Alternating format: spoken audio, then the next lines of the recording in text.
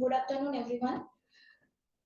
Welcome to the day 2 of the 2023 annual meet and conference of the Postcolonial Studies Association of the Global South.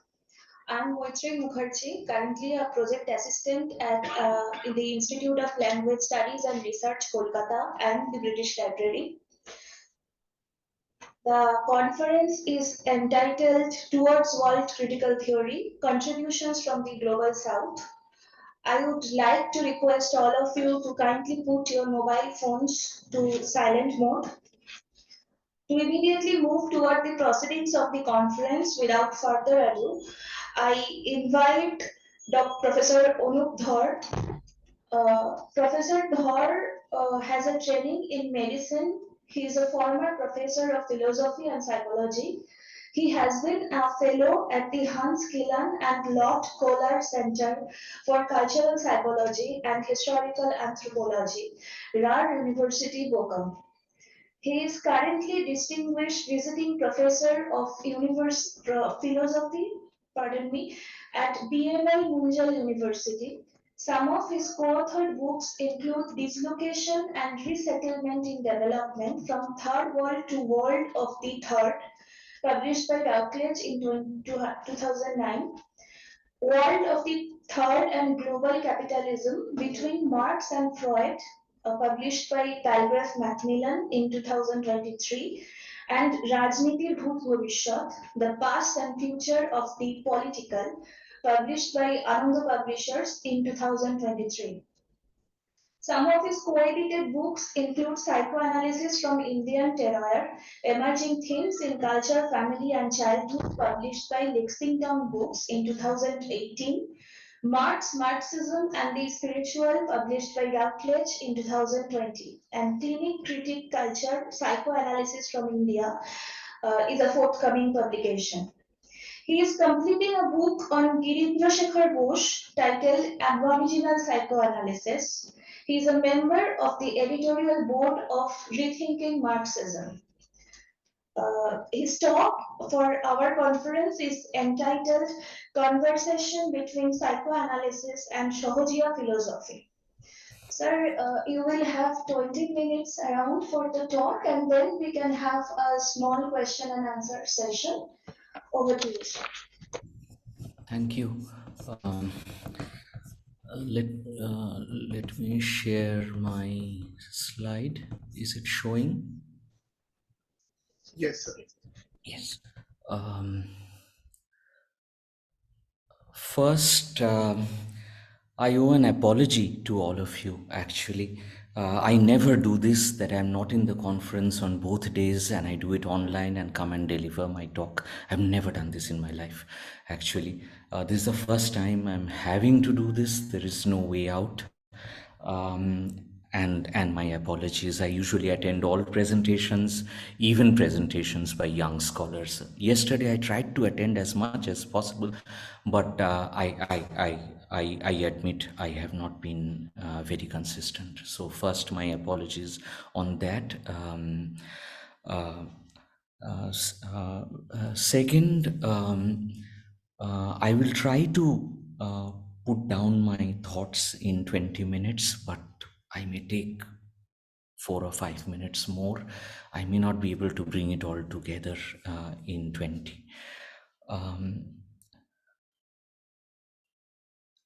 Let us begin with the idea, and this is a proposition with some self-doubt, that the Frankfurt School actually has been the foreground for a Marx-Freud dialogue. And that Marx-Freud dialogue then takes two other forms. One could be seen as a dialogue between Althusser and Lacan, which actually happened through an exchange of letters between the two of them. And third, the dialogue that then takes form in Anti-Oedipus and the Thousand Plateaus. However, it is one thing to have Marx and have Freud and bring Marx and Freud to dialogue. It is quite another thing, which I would like to placed before us. And it is kind of a response to the discussions and the presentations that happened yesterday. That it is also important to Marxize Freud, which um, anti-Oedipus tries to do, and Lacan in Seminar 17, actually. How does one Marxize Freud? And how does one Freudianize Marx? Does a close reading of Freud take us to Marx, take us to overdetermination? Does a close reading of Marx take us to Freud, take us to a philosophy of fetishism? So the first proposition over here, albeit with a lot of self-doubt, is that perhaps there is no solidified Marx and a solidified Freud that could be brought to dialogue. Marx may, like a Mobius strip, lend itself to Freud, and Freud may lend itself to Marx. 3, building on Seminar 17 and anti-Oedipus, do we need to Marxize Freud and Freudianize Marx? How do we do that? Quickly put, it is this. There are a number of ways, but I can only highlight one today.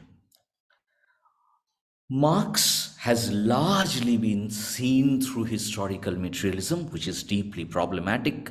It's a misreading of Marx, but the framework is the stepladder, that there is slavery, there is feudalism, then there is capitalism, and then we have socialism, communism. We go like that. So these are the steps, kind of in a certain diachronicity. We tend to see modes of production or relationships of production or history in the Marxian tradition.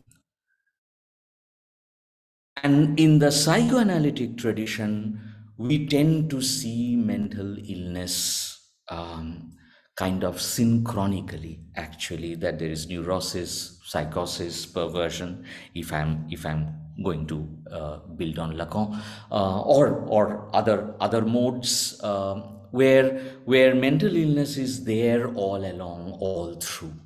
Okay, across spaces, across time as well. The angle that I am putting on the table today, and it I think builds on the Frankfurt School tradition through anti-Oedipus, is that can Marxism be seen through the synchronic angle, which is to see the contemporary as not merely capitalist, but as a complex configuration of capitalist, feudal, slave, communitic, non-exploitative communist class processes. See the present as a complex synchronic combination of class processes, and see mental health, which we tend to see synchronically, kind of historically. Does each age produce a certain kind of mental health and mental suffering? So is hysteria, schizophrenia to be understood historically rather than, across space and across time, that they're always there, across human formations? So what is it to look for modern mental health suffering or East Asian mental health suffering, and not see them across cultures, which is even in psychoanalysis we make this move, neurosis, psychosis, perversion, across cultures and across time. So that is step one. How does one Freudianize Marx or Marxize Freud, render Freud diachronic, contrary to received wisdom on Freud, and render Marx synchronic, contrary to received wisdom from historical materialism?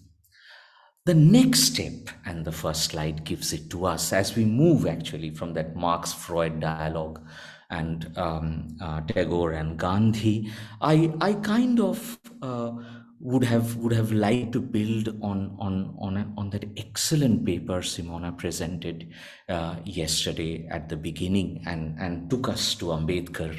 Um, I'm trying to do perhaps something similar, perhaps, but through Gandhi and Tagore, and coming to Gandhi and Tagore, and then looking at the political once again, which is this Bengali book now we have worked on, the past and future of the political, which is actually a trialogue between Marx, Tagore, and Gandhi on the concept of the political. And here two openings happen. Opening one is we read Marx, and one can read Freud as well, over here in what I have put ab-original ways, not the original Marxian formulations, not the original Freudian formulations like Oedipus or historical materialism. We read Marx and Freud for originary multiplicity at the origin and look for a dissenting Marx within Marx or a dissenting Freud within Freud. So ab-original moments, not the originary Marx, not the Marx we have been given as the original Marx, but more an ab-original Marx and an aboriginal Freud. And I'll give an example in the next slide of an aboriginal Marx actually. And then how does one aboriginalize both Marx and Freud through Tagore and Gandhi in this presentation? It happened through Ambedkar yesterday, I felt. How does one aboriginalize Marx and Gandhi, Marx and Freud through Tagore and Gandhi, or through Girindra Shekhar Bose, or through the Sahajia tradition? I'll come to this in the next slide. Quickly put,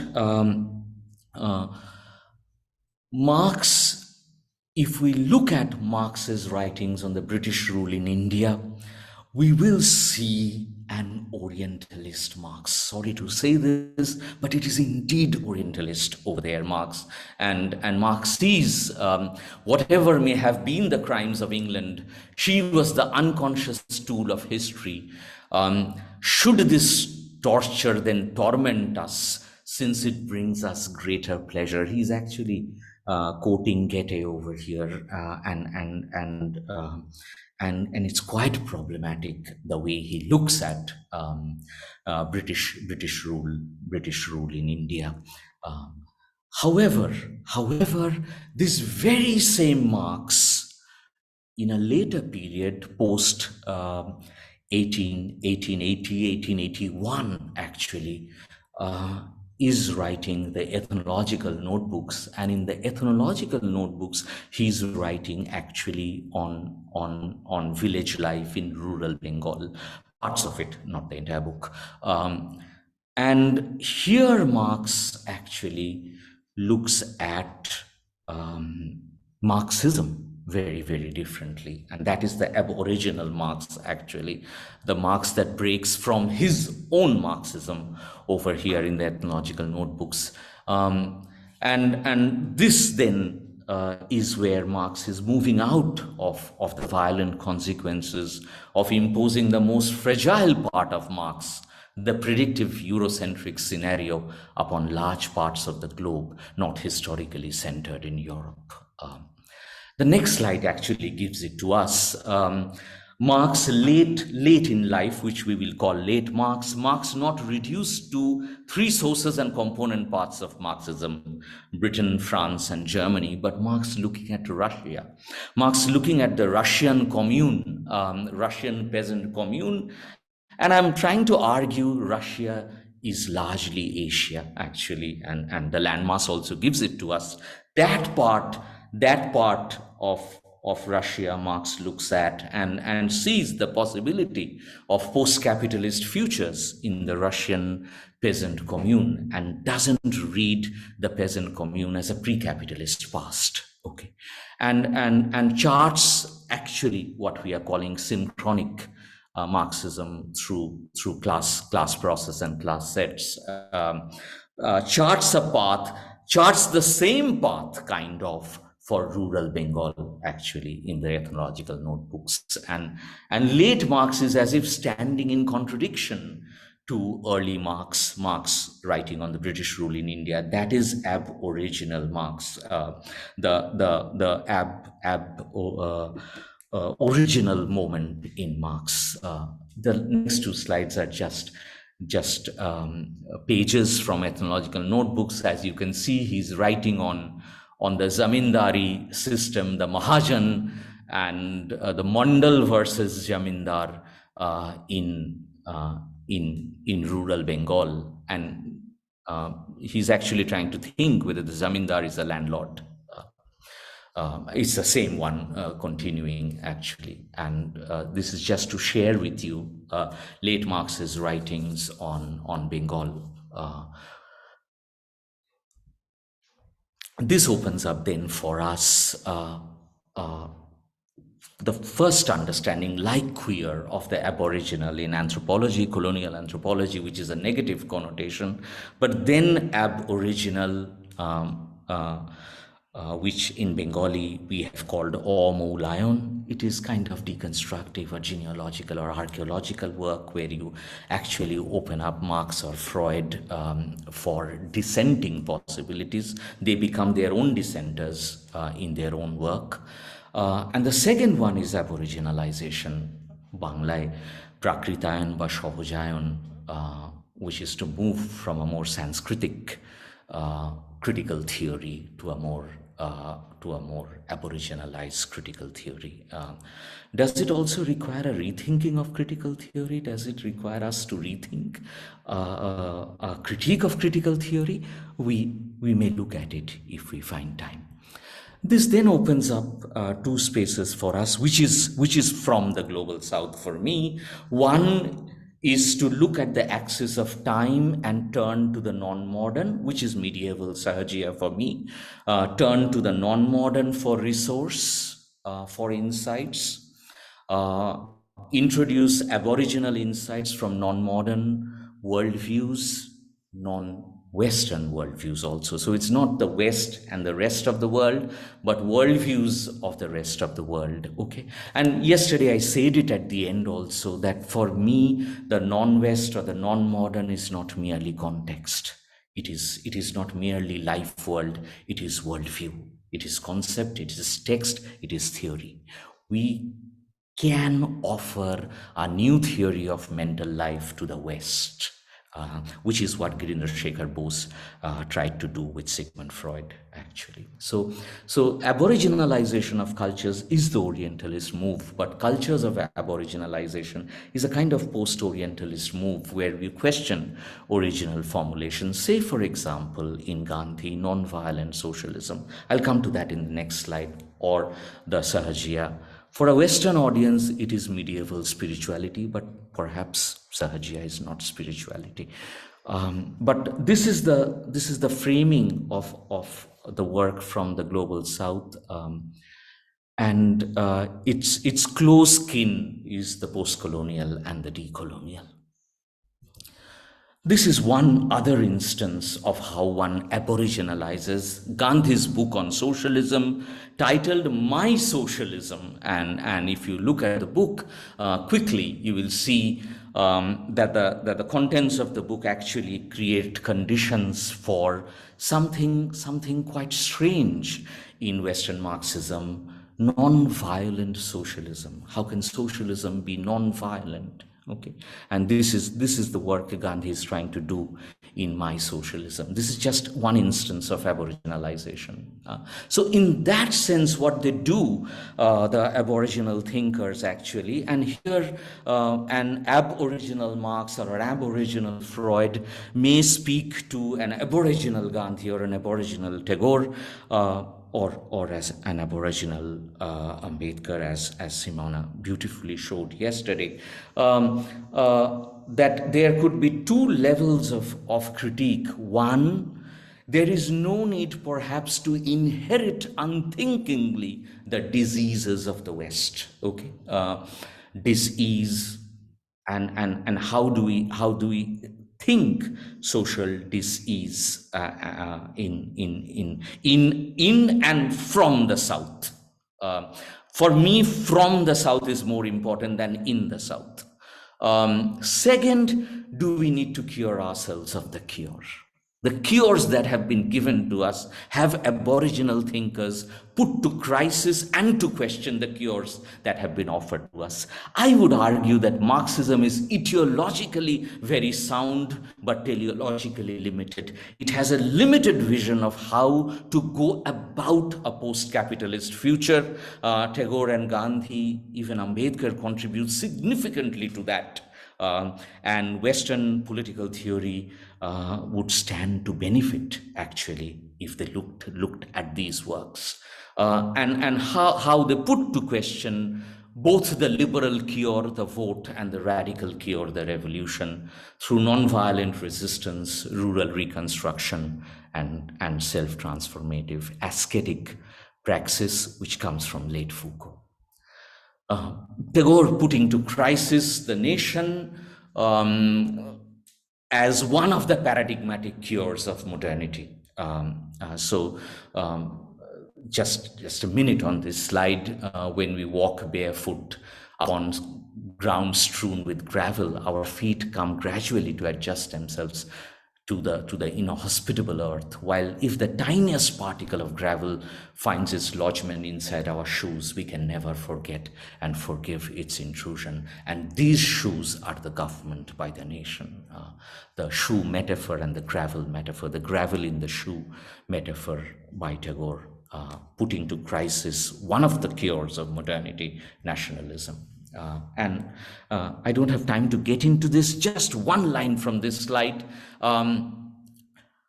Freud's writings in mass psychology and the analysis of the I. If another mass attachment takes the place of the religious one, as socialism seems currently to be doing, the same intolerance towards outsiders will ensue as in the war of religion. And if differences of scientific opinion ever managed to attain a similar importance for the masses, the result would be the same for this motivation as well. What a profound line by Freud, an original Freud, actually, not the Freud we know, actually, who brings together religion, socialism, and scientism in kind of a related plateau or plane, and tries to put to crisis all three and show the problem of that kind of mass attachment over here. Again, Gandhi, who works on the friend-enemy model and tries to present the friend-enemy model in political theory as a kind of a Mobius. I will not get into this. I think I don't have too much time. Onindo or whoever gave me that 20-minute limit, how many minutes do I have? Just give me a sense so that I do it accordingly and not go beyond the time. 5 minutes. Hello. You have 5 more minutes. 5 minutes, yeah. This opening which Gandhi offers to us, where he wants to see socialist praxis not through a binary of the friend enemy, but a Mobius of the friend enemy. The diagrams give it to us, and how a philosophy of political double conversion can be taught, and how what is important in the political is a double cure or a dual cure or a dual conversion, cure of an unbearable inner condition through the dual conversion, and understanding of one's own dehumanization and potential humanness, both the dehumanization in us and the potential humanness even in the enemy.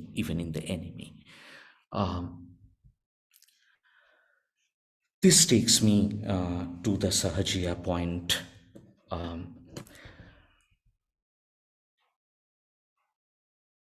Marx offers another opening in these lines, a double meaning of religion. We have over foregrounded the latter part, religion as the opium of the people. But what is there in the first part? Religious distress is at the same time the expression of real distress and also the protest against real distress. Religion is the sigh of the oppressed creature, the heart of a heartless world, the spirit of spiritless conditions. Marx is using the same word religion, but it looks like if one reads this paragraph closely, one sees there are two moments over here. One where he is talking of the sigh of the oppressed, and on the other hand, the opium of the people. I see the Sahajia tradition, the Marxian tradition, the Freudian tradition as attending to the sigh of the oppressed rather than being the opium of the people. This opens up for me a firm distinction between religion and spirituality. Seeing spirituality or the Sahajia tradition away from religion and seeing it more in the practical philosophy or the transformative philosophy tradition as a way of life, as a way of becoming, as a way of resistant transformative co-becoming, something like that. That opens up for me an attention to the Sahajia tradition. I won't have the time to get into this. Quickly, 2 minutes on psychoanalysis and the Aboriginal move in psychoanalysis. Girindra Shekhar Bose doing it over here. Quickly, the kind of slippages that we see in Western critical theory as well. And I'm giving one example from Jacques Derrida, a wonderful paper called Geopsychoanalysis, but a troubling line in that. There is practically no psychoanalysis in Asia or in the South Seas. Psychoanalysis could not take off its European shoes. Again, the shoe metaphor comes back, and Derrida, and we get Derrida's lament over here. We are with him in this, but had he looked at the Bose-Freud dialogue between 1920 and 1937, he would have seen that we have opened up over here what could be called a new theory of mental life. What is the new theory of mental life? I will not have the time to get into it. I skip the Spivak questions over here. Let me just come to this slide, which I cannot elaborate upon. The only point I want to highlight in this slide is how Girindra Shekhar Bose writes Anti-Oedipus nearly 50 years before Anti-Oedipus is written, and presents to Freud a critique of the Oedipus complex, and also presents to Freud a critique of the two-sex model, man-woman as opposite sex in the Western tradition, and sees the two sexes as neighboring sexes, as a Mobius of sexes, rather than what has been seen as the opposite sex. Last two slides. Maybe the last one. Let this be the last one. Gandhi, as he looks at the Vaishnavite tradition, culls out, and this is where Aboriginal thinkers are also critical of their tradition. Ek dusri parampara ki khoj, okay, looking for another tradition, actually, even within tradition, and that is where I would put the question of dual critique. Actually, while Marx and Freud become dissenters within their own tradition, Gandhi and Tagore, Ambedkar included perhaps, become dissenters within the Indian or the South Asian or the East Asian or the Aboriginal tradition. Only one instance of that, and I end. Gandhi redefines who is a Vaishnav. One who is a Vaishnav knows the pain of the other, does good to the other without letting pride enter his mind. This is a very, very different of who is a Vaishnav, and this opens up the space for us, where Gandhi is rethinking the political, rethinking inner fascism, um, rethinking socialism as non-violent socialism. Uh, Virendra Shekhar Bose rethinking an Oedipal or an anti-Oedipal psychoanalysis, culling out insights, Aboriginal insights from the Sahajia tradition, and bringing politics and spirituality, or the political and the Sahajia tradition to dialogue, and does this uh, offer us a way to think Marx and Freud in both aboriginal and aboriginal ways. And in that rethinking, Tagore, Gandhi, for today's discussion, and the medieval Sahajia tradition has theories to offer to the West, not just data. Thank you.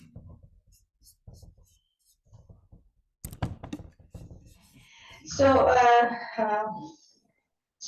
this is Shantruita, and Yes, I know you.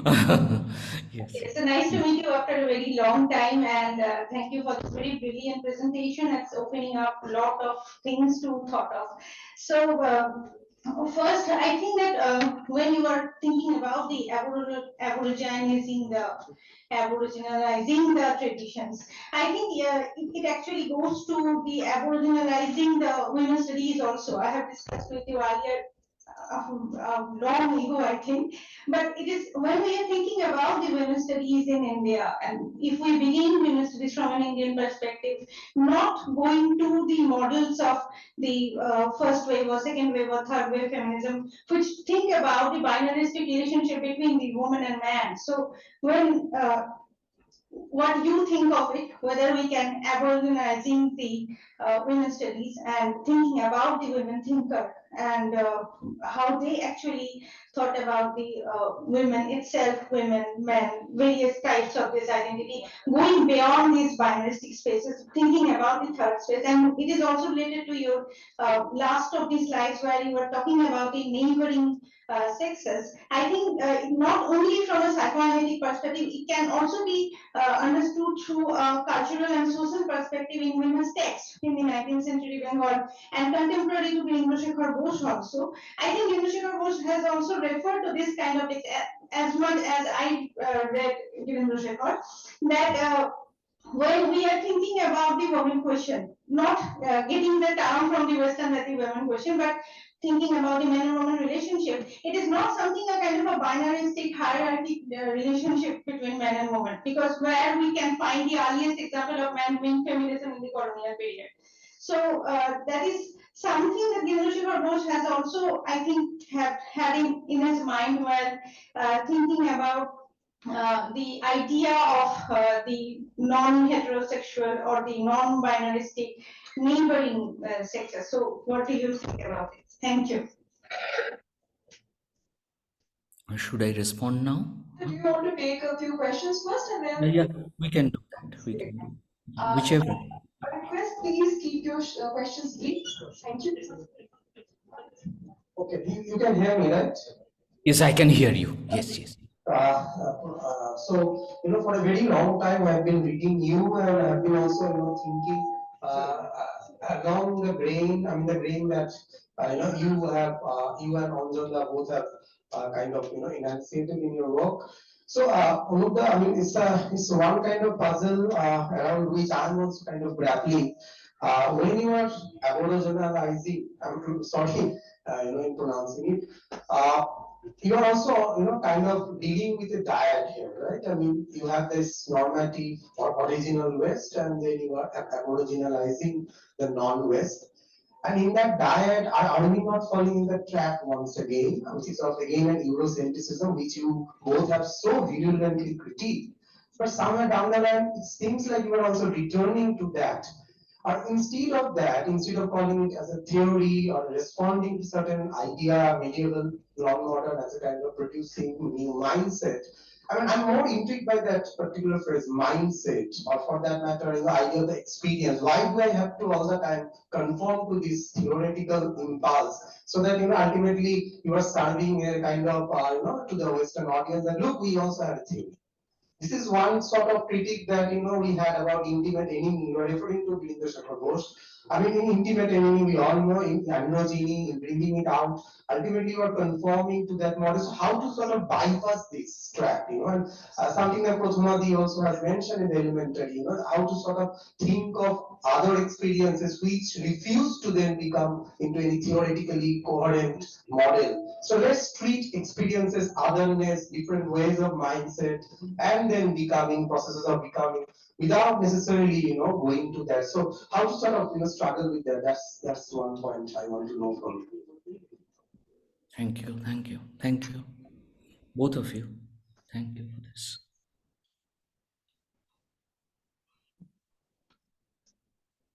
নমস্কার, আমার নাম অরিন্দ্রজিৎ। আমি বাংলায় প্রশ্নটা করছি আপনাকে। হ্যাঁ, please করুন। আমার প্রথম প্রশ্ন হচ্ছে যে আমরা নজরুল এবং মুজাফফর আহমেদের প্রসঙ্গটা আমি একটু জানতে চাইছিলাম।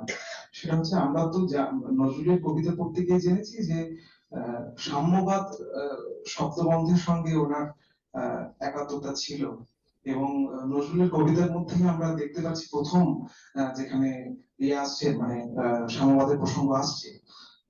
এবং ওনার বিখ্যাত কবিতা যখন আমরা পরপর দেখছি, বিদ্রোহী প্রকাশ পাচ্ছে, যে যে লেখা ওনার ওই মুজাফফর আহমেদের সম্পাদিত পত্রিকাতেই প্রথম সেটি বেরোচ্ছে।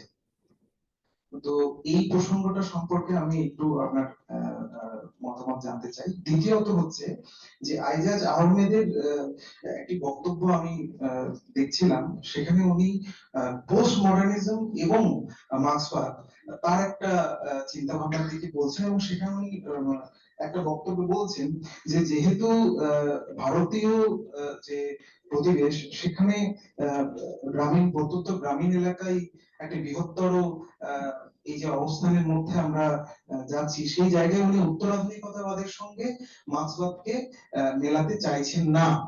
তো এটা নিয়ে আপনার অভিমত। এবং শেষে আমার আরেকটা প্রশ্ন রয়েছে, সেটা হচ্ছে যে আমি খুব সম্প্রতি বীরেন্দ্র শেখর বসুকে নিয়ে একটি বই পড়ছিলাম, ভুইফোরের মনোবিদ চর্চা, সম্ভবত অমিত দা লিখেছে। হ্যাঁ, আপনি কি মনে করেন যে মানে এক ধরনের ভারতীয় মনোবিদ চর্চার পথ কোথাও তৈরি করেছেন বীরেন্দ্র শেখর বসু, এবং সেই জায়গায় এই যে আমরা যেটা বলি যে পশ্চিমী প্রচলিত অনুকরণ, সেটাকে মানে এবং যে যার প্রশংসা স্বয়ং ফ্রয়েডও যখন চিঠি চালাচালি হচ্ছে তখন করেছেন। তো এই দিকটা আমার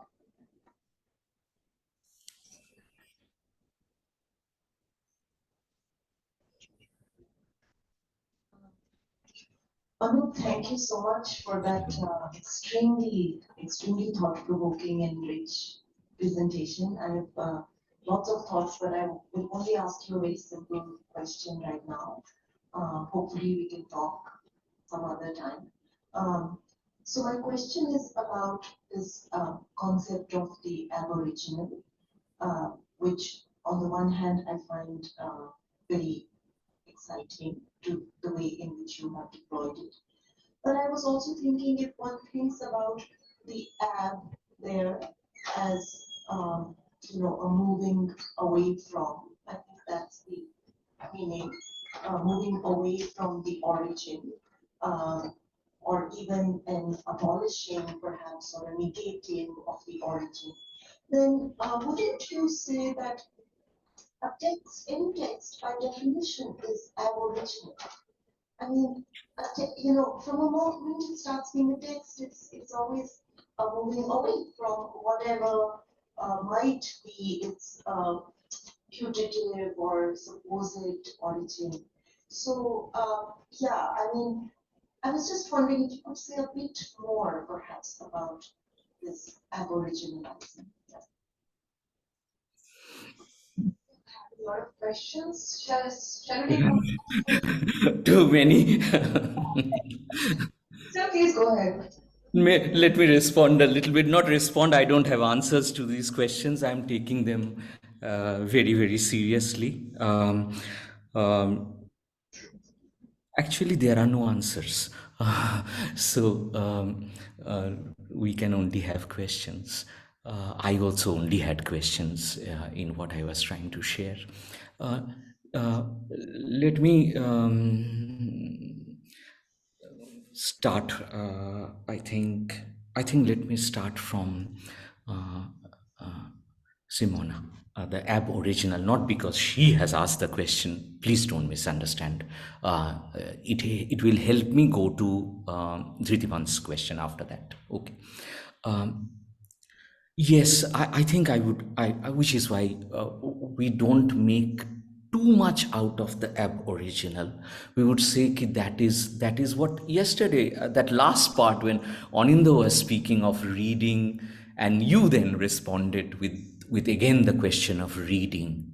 So there is an aboriginal text within the text, always already. Let me be maybe deconstructive, Derridian, that it's always already there. There is a crack in the wall. Always already there is a crack in the wall. So the way the originary ideologies have been presented to us, say historical materialist Marxism or Oedipalized psychoanalysis, or a diagnostic framework, neurosis, psychosis, perversion, rendered global now. Uh, all of this uh, can then be read for um, deconstructive, genealogical, or archaeological possibilities within. So, aboriginal is already something that was there, and the way we learn to read text, largely from the deconstructive tradition, is coming from that. Which is why in the slide also I said deconstructive, and it actually takes us to that moment where originary multiplicity is opened up in French critical political theory, the angle of originary multiplicity. That is kind of inherited. What is perhaps coming up as a very, very humble uh, moment over here is that critical theorists, Marx, Freud, can be read for aboriginal moments. And it's not that we have done it, others have done it before us, actually. Many others have done it. Spectres of Marx is an aboriginal reading of Marx. Spivak has done it in her many papers on Marx and value. Um,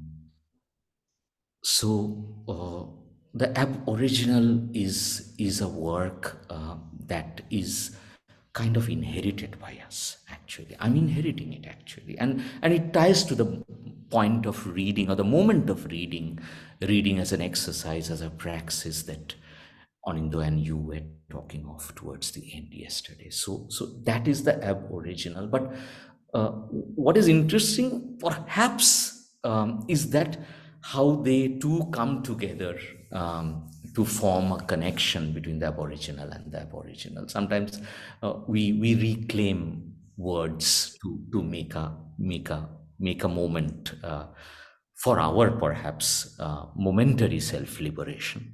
That is one. Let me come to Dhritiman's question after this. Dhritiman, see, today I really did not get the time to get into it. Um, uh, I have now moved from philosophy as a way of knowing, or philosophy as theoria, what Hegel calls theoria, or Aristotle calls theoria, moved away from it to first practical philosophy and then transformative philosophy, which has made me more medieval than modern or postmodern. Um, And there I see philosophy more as a way of life, as a praxis. And one of the moments that can be culled out from Lacan's Seminar 17 is the question of the abduction of the slave's know-how. I'm quoting Lacan over here. But what is important is not slave over here. It could be Dalit. Okay, it could be woman. The abduction of the know-how means know and how kept together, and then the abduction of that into knowledge or theoria or the discourse of the university, which is when know and how get split, and society gets split into those who know and those who do. And this, in the only short paper I have written on Ambedkar, I think I have tried to place in the larger Ambedkarite tradition, as a Lilliput in that tradition actually, that one of the important moments of caste in India is the separation of know and how, those who do and those who know. The agricultural scientist who knows agricultural science and the peasant who would cultivate. Dhritiman, I am firmly with you actually in turning to experience and doing and being. I think now, and it's a change in me actually, that has happened in the last 10 years perhaps, that we need to move from knowing and this excessive focus on theory and critical theory to maybe a Borromean knot of knowing, doing, being.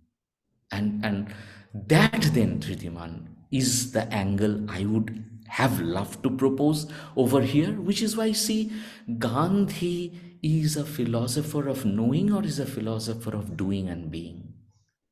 Is Tagore a philosopher of being and limited doing?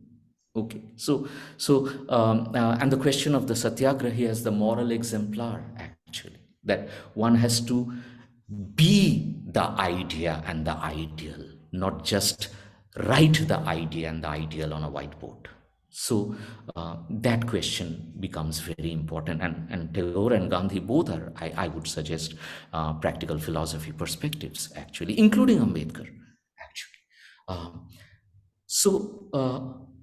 I am not actually, Jitiman, and you know, when you make a presentation, you always make these mistakes, and I have made one now. I have realized that I got too interpolated by somebody in the West, let me put it that way, okay, depriving us of theory and making us a derivative of their theory, which Parth Chatterjee calls derivative discourse. Okay, the distinction in Girindra Shekhar Bose I have tried to propose is that Bose was not offering Freud a logic of the Indian psyche. So it was not empirical. He was not telling Freud, oh, Indians don't have the castration complex. No, he was actually problematizing castration, Oedipalization, and phallus as the foundational signifier of psychoanalytic theorizing, even in Lacan.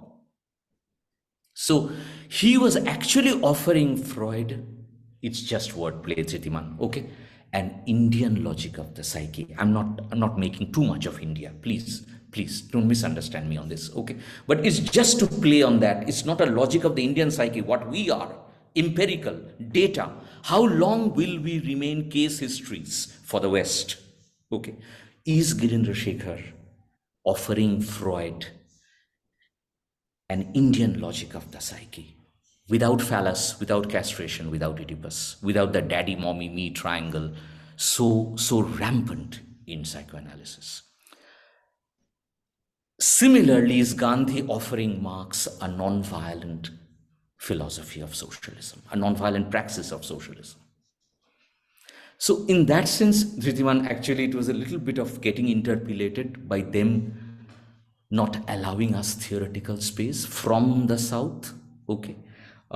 So I don't want to only become experience, but also not move to only theory. So please, it came like that in the presentation, and you always get a little tilted in one direction when you are presenting. You always make these small mistakes, but it is not that. It is not that. It was just to make a claim to theory, given that we haven't been allowed that space. Okay. And I think your other question has come up now, that aboriginal is then let me put it metaphorically, through which door the adolescents speak love, not through the front door of our apartments. They speak through the back door. Two neighboring women speaking love, but they speak through the back door, through the back balcony door. Okay, so are we then reaching now in critical theory from the South, as Anindo is proposing, and his team is proposing, a moment where there can be a backdoor conversation? It is not a critique of Eurocentrism. It is to make possible a backdoor conversation between an aboriginal Marx and an aboriginal Freud. So we are not giving up on the West at all. At all. We want an Asian or a Russian or a Bengali Marx. And a Gandhi who reads Vaishnavism very, very differently. Okay. Can there be a conversation between these two now? Okay, so that is the area one is trying to get at. So I'll end now. I have taken very long, I think.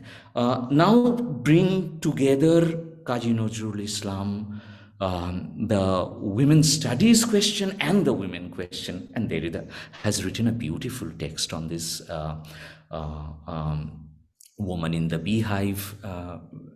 And that, Sanjita, see, that opening, or Nazrul on Sammyabad, Girendra Shekhar Bosu on psychoanalysis, apni jebhabe bollen, all these then open up spaces for us to set up a conversation. And yesterday you were again speaking of conversation, a brave dialogue perhaps, okay, a mad dialogue, a mad conversation actually. And the Bauls and the Fakirs had a conversation beyond religion, beyond Hinduism and Islam, beyond caste.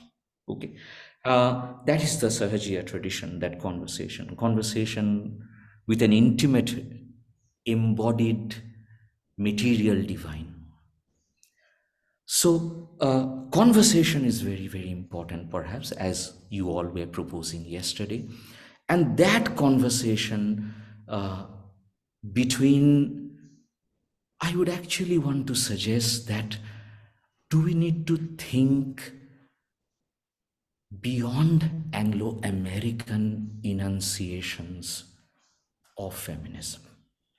Do we need to take French enunciations of feminism or dissenting enunciations of feminism within the Anglo-American tradition? Feminism tied to rethought psychoanalysis, feminism tied to rethought Marxism, Spivak, Donna Haraway, Jacqueline Rose, and many others who have done that work. And then look for resources here. And there, I think one point which I could not expand upon is one of the gifts of colonialism to us, I really now think, is the two-sex model.